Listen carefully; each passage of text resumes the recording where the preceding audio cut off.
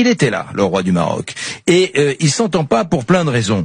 Vous savez, par exemple, que le poste d'ambassadeur du Maroc en France est resté vacant pendant des mois et des mois. Et Elisa Marie, il faut même vérifier s'il l'est pas encore à 7 minutes. Il est encore vacant. Toujours vacant. Toujours vacant. Il n'y a pas, pour vous dire la nature des relations conflictuelles, il n'y a pas d'ambassadeur du Maroc en ce moment à Paris. C'est fou. Bon, deuxième chose, effectivement, il y a eu des petites affaires dont on parle. Le Parlement européen a condamné la dégradation des libertés au Maroc, et c'est les députés macronistes qui ont poussé.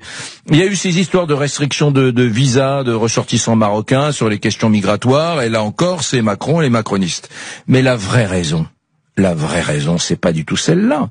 C'est que il y a le Sahara occidental, toute la partie sud du Maroc, que le Maroc revendique depuis des années, qui était une ancienne colonie espagnole.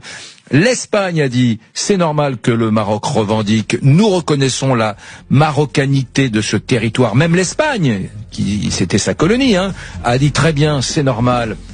Les Américains ont dit bien évidemment c'est un territoire marocain, c'est dans le prolongement du Maroc. Israël a reconnu ce territoire, la communauté internationale tout entière reconnaît ce territoire, et la France, qui est l'allié historique, la puissance coloniale de jadis.